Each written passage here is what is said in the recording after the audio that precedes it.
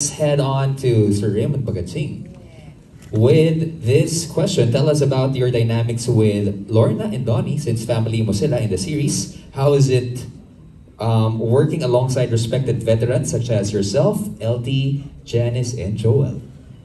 Oh, it's a great honor for me to be working with them, all of them. It's a given. Janice, Joel, it's Miss LT. You know, they're greats in the industry, as Kyle said. The honor is deep, really deep. I mean, actually while nasa shooting kami, pag ako nakabalik na sa hotel ko, I'm watching their movies. Sa YouTube, I watch your movies, and Joel Torres' movie, I watch Oro Plata Mata. I checked out Donnie's work, I checked out Kyle's work. I actually checked out almost every cast work kasi nung umpisa, I had no time to really bond with them kasi nasa character ako eh. And I'm like, ang daming cast. 40, how will I get to know them? So I watched each and every scene. I would tell Harvey, hey Harvey, I watched one of your scenes and I really enjoyed your intensity and all that. And I even know most of their birthdays for some reason. So yes, I checked them out in Google. Oh, yung birthday niya ganito. Oh, Sir Raymond, Sagittarius siya. baka mag-expect yung cast members nyo pag birthday nila, wala kayong regalo. Bigla ko nakalimutan. Nasabi niyo yan. Ano nga pala yung birthday nyo? Yeah, but I'm really very honored. Yung dynamics, I want to talk about dynamics with Lorna because pinanonood ko siya and I'm like, grabe itong actress na to. Very truthful. She did a movie, hindi ko lang maalala yung pangalan, pero hindi siya masyadong sasalita. Makapal pa yung kilay niya nun. Pero cute, maganda siya. At maganda talaga siya. At sobrang hindi siya nagsasalita. Ang lakas ng gusto niyang ipahiwatig. So I was blown away. I'm like, oh my God, I have to take this away from my mind para lang makapag-eksena ako sa kanila ng maayos. Same with Janice. You know, Janice is such a legend also. And Joel, you know, actually I won an award from a scene with Joel with Marilu Diaz-Abaya, and I give it to Joel for that scene. He's very quiet, but he looked at me and he said, let's do this scene, and it worked, and we were both crying. So I know I'm taking so much time, but I'm in awe of all of them. And then Donnie and Kyle, of course, at first, syempre naiilang sila sa akin. I have that tendency na when I'm on a set, medyo hindi ako makapaglaro with others hanggang hindi ko nakukuha yung character ko. Hindi ko naiintindihan. So alam ko, nakatingin na sila sa akin, medyo seryoso. Seryoso to, seryoso. But at the same time, I like it kasi nakita nila talaga yung character na meet nila. Hindi nila ako nami-meet. Kunti baka magtawanan na lang kami pag nakilala nila ako ng gusto eh. You know? So, I'm trying to keep my personal self away kasi baka matuwa na sila ng matuwa, di ba? But I saw in their eyes, I know, please, you know, indulge me, ang lalalim nila. Ang lalalim ng pakiramdam nila, ang lalalim ng, with the word, yung pag-arok nila sa mga emosyon. Si Donnie is, he stays in his corner and he really feels everything. I can feel him, he can feel me. And sa akin, ang habol ko, mag-connect na tayo sa mata. Magkakilala tayo sa mata kayo sa true character. I'll get to know you, you'll get to know me. And si Kyle, ganun din, malalim din, tumingin, nag-observe. And I'm very happy to see that kind of connection. I'm obsessed with that kind of connection. So, I'm honored to be here with everybody. Maraming salamat po. Thank you. Actually, it sets the tone. Taking your personality out of the scene first para malagay mo yung character mo. Para pagdating doon, everyone's prepped up, no? But yes, talking about, you know... As I think Donnie mentioned that sometimes dahil kami lang dun sa bubble, talaga nagiging method actors na talaga. Pumapasok na lahat dun sa characters. Often on screen, you know. But it's so hard to, you know, meet someone eye to eye. Because looking at the series, nakita lang yung mata ni Donnie tsaka ni Kyle, may buong episode na nagawa, may backstory na. Ang dami na nalukay. Isang tingin lang, Ano no? ng flashback? 6 years na flashback na pala yun. Ang dami na nakuha, napakahusay na pagtingin na eye to eye. Kaya I really get your point.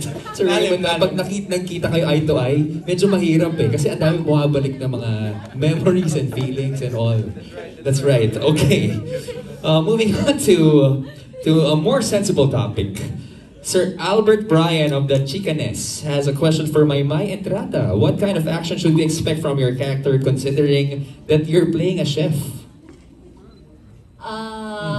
Interesting. Kuya, isa pa nga.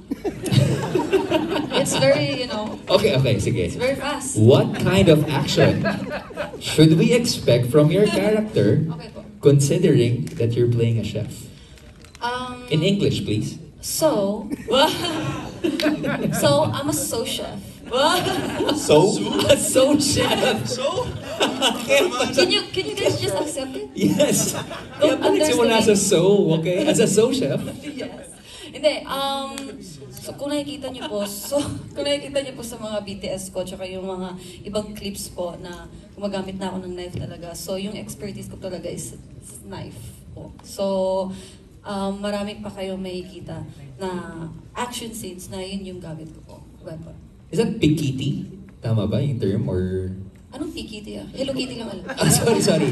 May PKT kasi na, Okay. na term for knife fighting. Okay. Pero yung Hello Kitty, baka pwede rin. Pero kasi di ba kuya survival to eh. So kahit anong kutsilyo, mahawa ko. Ay, grabe, matalim. Jig Maymay. Okay, from social media, Direk Lau, how did you prepare Donnie and Kyle for their action scenes? Actually, hindi ako nag-prepare. Yung action choreographer, trabaho kasi ni Erwin Tagle. So, silang dalawa nag-immerse kay Erwin, siguro before ng shooting namin. Ayun, sa behind the scenes nakikita naman yung mga ginawa nila. So, nang nasa set na, pinapakita nila yung mga action sequence na routine. No? Yeah. So, me as a director, titignan ko, ano ko na lang siya. Kung anong location, doon na yung magtitweak na lang ng konti doon in terms of movement, kung ano yung sipaan ba to, hand combat ba to, so barilan ba yan. So doon na lang yung adjustments. So basically si Erwin Tagle talaga yung nagturo sa akin. Yeah. During the workshop, if you may, nila Donnie and Kyle, deliberate ba yung pag-edit ng mga bullets, pati yung action scenes para makita as a preview? Kasi ang ganda na agad eh. Kala ko parte ng eksena eh. Actually si Erwin yun. Siya yung nag-shoot, siya din nag-edit. Ah, wow. Galing niya. Galing niya. Ang galing. Kasi trip niya lang gawin yun. And then ipapakita na sa amin sa set. Kakaibang trip yan, ha? Trip talaga. Ang ganda, okay. Maraming salamat. Okay, Sir Nathan. Sir Nathan, there's a question for you. The story is very intriguing. Bakit hostage-taking crisis ang nabiling i-highlight for this type of action series? We really wanted to come up with a story na it's about friendship kasi, about people coming together. And kung napansin niyo from all walks of life. So, we had to devise a situation where it's kind of a powder keg situation. Na everybody's there, and sukol na kayo, and you have nobody to rely on but each other. So, we felt that it's the perfect scenario for a story like that. And then biglang sasabog na lang. Yung mga, not just the characters, but the whole scene as well, no? Oh, beautiful writing. Thank you for making that. To Harvey, Emilio, and Lou. Okay, this series has a good batch of young rising stars. Kamusta ang dynamics nyo with one another sa mga eksena nyo rito? Harvs? Hindi, ayun. It's Bakit? dalawang mic kasi hawak eh. Sorry. It's good na all of us know each other na going, before getting into set. Tapos, doing all the scenes. Kasi yun nga, very distinct yung characters namin from each other. And alam namin if we're in conflict or kung friends ba kami or what. So, going to set with, knowing that, tas hanging outside of set.